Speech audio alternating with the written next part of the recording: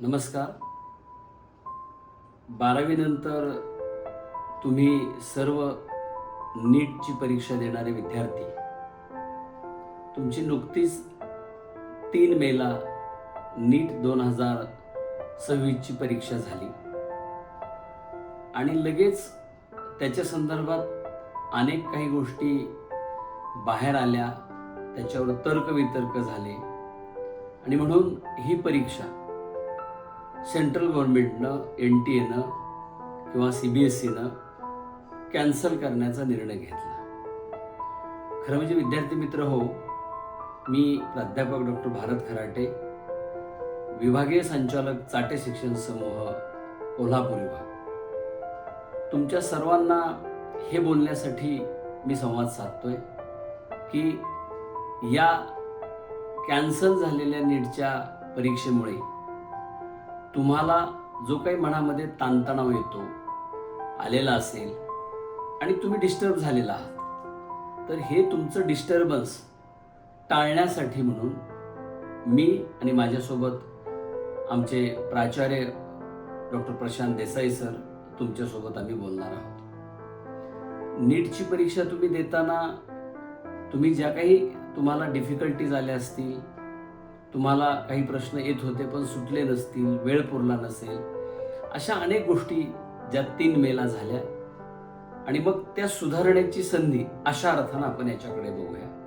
आणि म्हणून आजचा जो हा मार्गदर्शनाचा, संवादाचा तुमच्यासोबतचा उठाठेव आहे, तो केवळ आणि केवळ तुम्हाला फ्रेशअप करणं, नंबर 1, तुम्हाला या गोष्टीची ग्रॅव्हिटी नीट समजून सांगणं, नंबर 2, आणि आलेल्या संधीचा फायदा करून घेणं, यासाठी प्राचार्य डॉक्टर प्रशांत देसाई सर यांना मी निमंत्रित करतो की त्यांनी आपल्या कोल्हापूर विभागातील आणि महाराष्ट्रातील आपल्या इतर शाखांमधील जे विद्यार्थी नीट UG 2026ची परीक्षा आता पुन्हा देणार आहेत, त्या सगळ्या विद्यार्थ्यांना मार्गदर्शनानं आणि मोटिवेशननं उपकृत करावं. माननीय देसाई सर.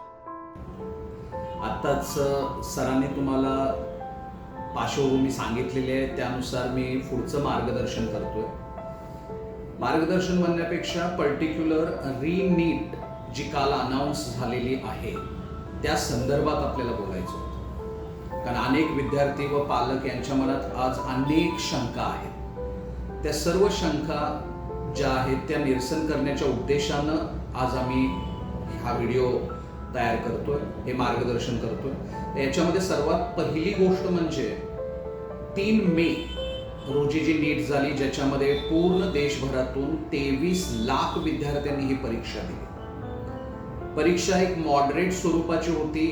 पेपर अनेक विद्यार्थ्यांना खूप चांगल्या पद्धतीनं गेला होता.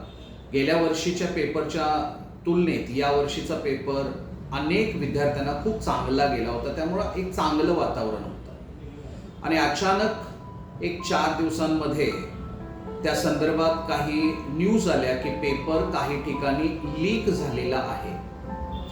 आणि मग मात्र ती जी बातमी जी थोड्या किंवा छोट्या स्वरूपात होती, ती अचानक खूप मोठ्या स्वरूपात बाहेर आली आणि असं समोर आलं की देशभरात अनेक ठिकाणी हा पेपर लीक झालेला आहे. आणि त्यामुळं अतिशय ताबडतोब ॲक्शन घेऊन CBI, त्याच्यानंतर NTA आणि सेंट्रल गव्हर्नमेंट यांनी एकत्रित डिसिजन घेऊन नीट 3 मेची जी झाली होती ती कॅन्सल केलेली आहे.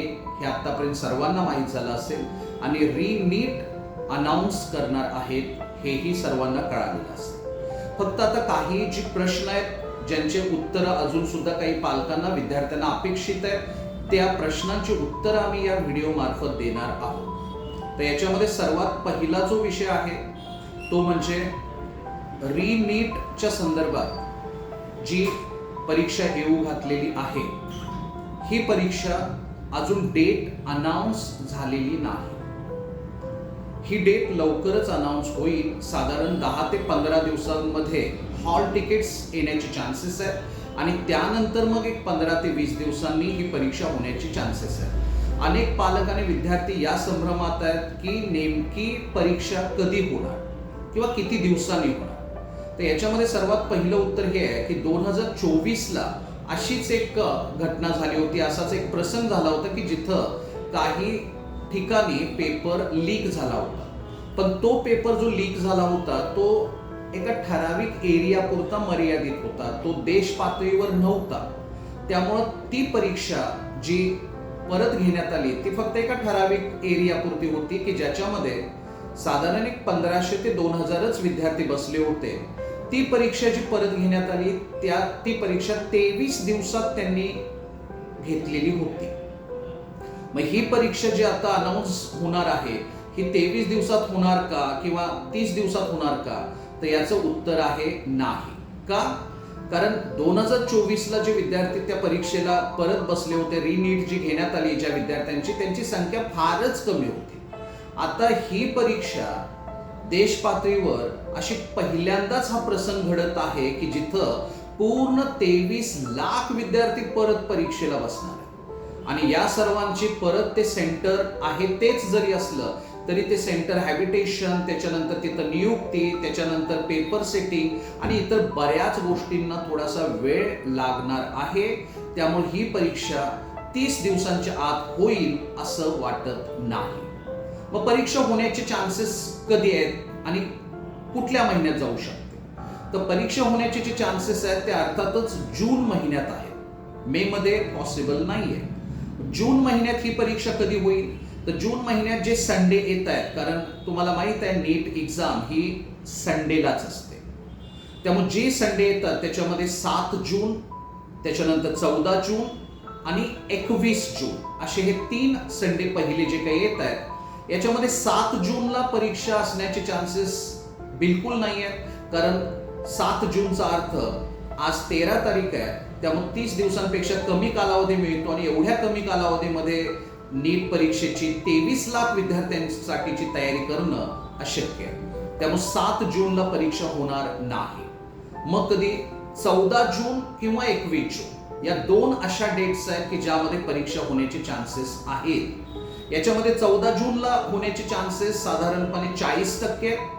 तर 21 जूनला परीक्षा होण्याचे चान्सेस जे आहेत ते 60% आहेत. त्यामुळे या 2 ह्याच्यामध्ये परीक्षा होण्याचे चान्सेस आहेत.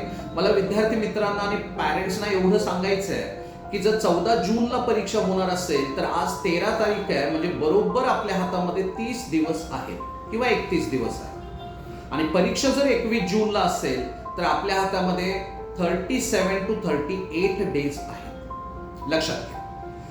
आमचं सांगणं असं आहे की परीक्षा 30 दिवसानंतर होणार आहे हे डोक्यात ठेवून आता परीक्षेची परत तयारी करणं सुरू करणं अपेक्षित आहे. कारण जे काही घडलेलं आहे ते निश्चित बरोबर नाहीये, पण विद्यार्थी हितासाठी हा घेतलेला निर्णय आहे.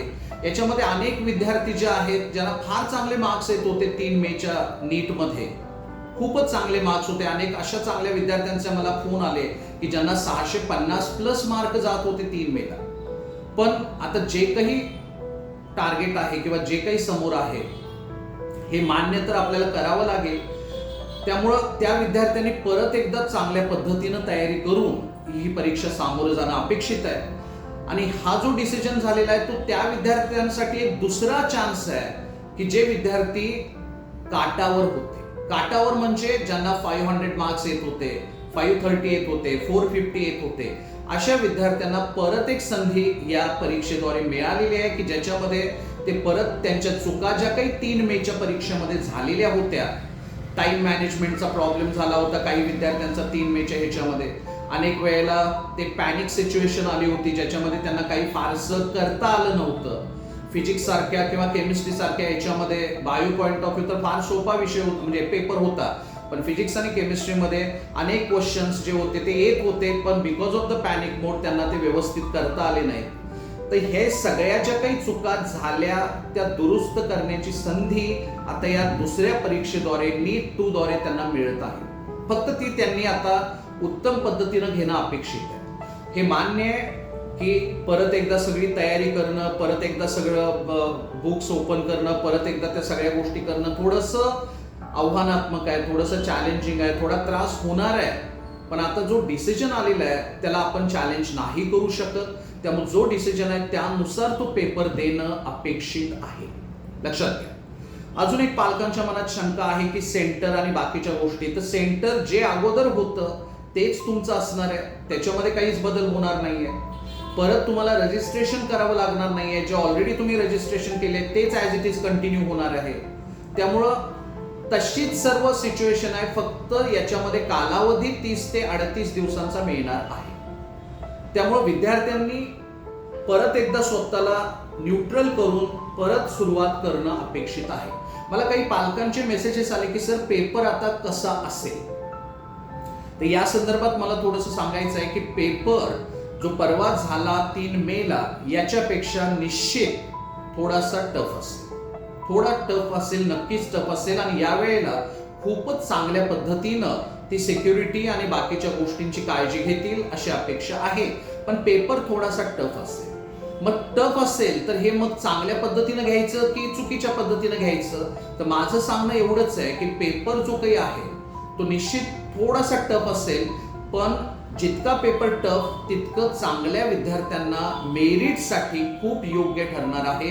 कारण पेपर ज्या वेळेला टफ येतो त्यावेळेला मेरिट हे कट ऑफ पर्टिक्युलर डाऊन होतं. हे तुम्हाला गेल्या वर्षीच्या उदाहरणावरून माहीत आहे. कारण गेल्या वर्षी कट ऑफ किती कमी आला होता हे तुम्हाला सगळ्यांना माहीत आहे. त्यामुळे पेपर टफ जरी असला तरी ज्या विद्यार्थ्यांची उत्तम तयारी झालेली आहे त्यांनी आता हा प्रयत्न करावा की बायोलॉजी पर्टिक्युलर मी बोलेन, बायोलॉजी पॉइंट ऑफ व्ह्यू 30 दिवस तुम्हाला भेटतायत की ज्याच्यामध्ये प्रत्येक दिवशी 2 टॉपिक जर तुम्ही कन्सिडर केले आणि त्याचे 150 to 200 PYQ बेस्ड क्वेश्चन जर सोडवले तर ऑलमोस्ट 20 दिवसातच पूर्ण बायोलॉजी आपलं संपतं आणि त्याच्यानंतर तुम्ही टेस्ट देऊ शकता. केमिस्ट्री पॉइंट ऑफ व्ह्यू सुद्धा तुम्ही प्रत्येक दिवशी 1 टॉपिक जरी केला व्यवस्थित अगदी तरी सुद्धा 22 दिवसात तुमचे सगळे टॉपिक कंप्लीट होतात. फिजिक्स पॉइंट ऑफ व्ह्यू ज्या मिस्टेक्स थोड्याशा नीट 1 मध्ये झाल्या होत्या तर फिजिक्सची लेवल बाकीच्या गोष्टी आता तुम्हाला चांगलं माहित आहे. त्यानुसार डेली 1 टॉपिक तुम्ही उत्तम पद्धतीनं केला, त्याच्यावरचे PYQ सोडवले तर साधारणपणे 22-23 दिवसात फिजिक्स सुद्धा आपलं कव्हर होतं. त्यामुळं पहिले हे जे 20-22 दिवस आहेत त्याच्यामध्ये तुम्ही सर्व PYQs क्लिअर करा, टॉपिक्स क्लिअर करा, त्याच्यातला कंटेंट क्लिअर करा आणि शेवटचे जे 10 दिवस आपल्याला भेटतील त्या 10 दिवसांमध्ये डेली 1 पेपर फुल लेंथचा जर सोडवला तर साधारण 10 पेपर पण कंप्लीट होतील आणि हे PYQs आणि इतर गोष्टी ज्या आहेत त्या सुद्धा क्लिअर होतील. हा म्हणजे खूप महत्वाचा विषय आहे. त्याच्यानंतर मला काही पॅरेंटचे विद्यार्थ्यांचे कॉल आले होते की सर पेपर आजपासूनच सोडवायला सुरू करू का. तर माझं एक सजेशन असं आहे की मी आत्ताच जसं बोललो की पहिले जे दिवस आहेत हे 2 ते 3 आठवडे याच्यात तुम्ही परत एकदा सगळे कंटेंट क्लिअर करा तुमचा, परत एकदा त्याचे वर बेस्ड PYQs क्लिअर करा and then last 10 to 15 days मध्ये तुम्ही daily 1 full length if possible 2 full length solve करायला सुरुवात करा. कारण शेवटच्या 10-12 दिवसात जरी तुम्ही ते केलं तरीही आपल्याला तिथं फायनल ह्याच्यामध्ये उत्तम पद्धतीनं आपण परफॉर्मन्स करू शकतो. हे लक्षात घ्या. त्यामुळे पेपर थोडासा जरी टफ येणार असला तरी ते चांगलं आहे बिकॉज कट ऑफ त्याच्यामुळे कमी होईल आणि अजून चांगल्या पद्धतीनं तुम्हाला तिथं परफॉर्मन्स दाखवता येईल. हे लक्षात घ्या. नीट याच्यामध्ये आपल्याला एंट्री जी दिली जाते ती मुळात 11:30-12 o'clockच्या दरम्यान दिली जाते, जो पेपर 2 वाजता सुरू होतो. त्यामुळे त्या 1.5-2 तासात सुद्धा अनेक विद्यार्थी परवा 3 मेच्या ह्याच्यामध्ये त्यांना ते मॅनेज करता आलं नाही टायमिंग वगैरे. तर आता सुद्धा एंट्री तुम्हाला 11:30, 12, 12:30च्या दरम्यानच दिली जाणार आहे. त्यामुळे आतमध्ये गेल्यानंतर तो 1.5 तास काय करायचं ह्याचा आत्तापासूनच व्यवस्थितपणे विचार करा. आणि आता सुद्धाची फुल लेंथ तुम्ही देणार आहात ती फुल लेंथ देण्या अगोदर 1.5 तास फक्त बसून राहा, कारण तिथं तुम्हाला जाऊन बसायचं. लक्षात घ्या. त्या 1.5 तास फक्त बसून राहा आणि आफ्टर 1.5 hour मग तुम्ही पेपर द्यायला सुरुवात करा, जेणेकरून ती प्रॅक्टिस जी आहे त्यामुळे तिथं सेंटरवर गेल्यानंतर 1.5 तास 1 तास तुम्ही अगोदर ज्या वेळेला आतमध्ये जाता त्यावेळेला तुम्हाला त्याचा एक्स्ट्रा बर्डन होणार नाही. हा फार महत्वाचा विषय आहे, हे लक्षात घ्या. त्यानंतर बायोलॉजी सुरुवात केल्यानंतर सुरुवातीचे 5-10 मिनिटं ज्या वेळेला पेपर हातात येतो त्यावेळेला सुरुवातीचे 5-10 मिनिटं चेकिंग आणि बाकीच्या गोष्टी होणार. त्याच्यामध्ये 5 मिनिटं गेली तरी घाबरू नका. बायोलॉजी ॲट एनी कॉस्ट 45 ते 50 मिनिटात कसा कम्प्लीट होईल याच्यावर लक्ष द्या. त्याच्यानंतर केमिस्ट्री पॉईंट ऑफ व्ह्यू 45 ते 50 मिनिटात कसा क्लिअर होईल याच्यावर लक्ष द्या. आणि ॲटलिस्ट 1 आवर कसा फिजिक्ससाठी मिळेल हे बघा. अंदाज किंवा तुक्का मारणे यासारखे प्रकार या परीक्षेत बिलकुल करू नका. निगेटिव्ह मार्किंग आहे, त्यामुळे त्याचं निगेटिव्हिटीमध्ये जातं आणि मार्क त्याच्यामध्ये थोडेसे कमी जास्त होण्याचे चान्सेस असतात. लक्षात आलं. त्यामुळे हा जो काही डिसिजन झालेला आहे रिनीट या संदर्भातलं परत एकदा मी थोडंसं रिवाइज करतोय. सर्वात पहिली गोष्ट म्हणजे रिनीट होणार आहे.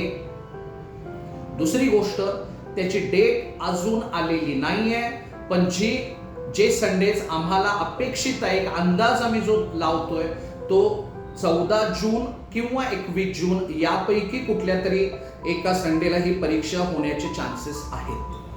तिसरी गोष्ट, रजिस्ट्रेशन ऑलरेडी तुम्ही केलेलं आहे, तेच ॲज इट इज कंटिन्यू होणार आहे, परत करायची गरज नाहीये. त्याच्यानंतर सर्वात महत्वाची गोष्ट जी पुढची आहे ती म्हणजे कोणत्याही प्रकारची फी भरायची गरज नाहीये. त्याच्यानंतर चौथी गोष्ट जी आहे, हॉल तिकीट्स जे आहेत ते तुम्हाला जसं मागच्या वेळेला मिळाले होते सेम टाईप एक after 10 to 15 days hall ticket release होतील. तीच तयारी करून परत परीक्षेला जायचं आहे. विद्यार्थी मित्रांनो, पालक काळजीमध्ये आहेत, तुम्ही टेन्शनमध्ये आहात, आम्ही सर्वजण तुमच्या पाठीशी आहोत. पण जे काही कंडिशन आलेली आहे ते टाळता येत नाहीये. आता काय करू, कसं करू हे म्हणत बसायला सुद्धा आता वेळ नाहीये. न्यूट्रल व्हा आणि अगदी व्यवस्थितपणे वेकअप ज्याला आपण म्हणतो, परत जागे होणे असा त्याचा अर्थ आहे. वेकअप करा स्वतःला आणि परत एकदा तीच कंडिशन परत तयार करा की जी 3 मेच्या अगोदर 1 ते 2 महिने तुम्ही करत होता. आणि एक उत्तम योद्ध्याप्रमाणे या परिस्थितीला सामोरे जा. तुमचे पालक तुमच्या सोबत आहेत. एक उत्तम चान्स, बोनस चान्स मिळालेला आहे असं समजून काम करा. जसं जेई मेन्स मध्ये जेई 1 असते, जेई 2 असते. जेई मेन्स 1 ला ज्याला मार्क कमी पडलेले आहेत तो जेई 2 ला चांगलं करतो. जेई 1 ला ज्याला मार्क चांगलेच पडले तो जेई 2 ला अजून चांगले कसे पडतील याची काळजी घेतो. तसंही नीट 1 आणि नीट 2 आहे असं समजा. बाकी कुठलाही विचार मनात आणू नका. नीट 1 ला मला चांगले होते, नीट 2 ला अजून चांगले कसे पडतील हे बघा. नीट 1 ला मला थोडेसे कमी पडलेले किंवा पडण्याची शक्यता होती, ते चूक दुरुस्ती करण्यासाठी तुम्हाला नीट 2 च्या स्वरूपात बोनस मिळालेला आहे असं समजा. ही दुसरी संधी आहे, ती कॅप्चर करा आणि स्वतःला सिद्ध करा. कारण हेच मार्क जे आहेत ते पुढचे डॉक्टर होण्यासाठी गृहीत धरले जाणार आहेत. कुणाला ब्लेम देऊ नका, कुणालाही आरोप करू नका कुणावरही. जे आलेली आहे परिस्थिती ते आपल्या चांगल्यासाठी आहे असं समजा आणि कुठलाही वेळ वाया न घालवता तुम्ही स्वतःला सिद्ध करण्यासाठी परत एकदा तयार व्हा. आमच्या सर्वांचे ब्लेसिंग्स तुमच्या सोबत आहेत. यू आर डुईंग व्हेरी वेल. तुम्ही खूप उत्तम केलेलं आहे, करणार सुद्धा आहात. एक उत्तम डॉक्टर तुम्ही नक्कीच बनणार आहात. स्वतःवर विश्वास ठेवा. पालकांची जी अपेक्षा आहे त्या अपेक्षा पूर्तीसाठी अजून एक संधी आपल्याला मिळालेली आहे हे लक्षात घ्या. And show your best performance. We are always with you. Thank you very much.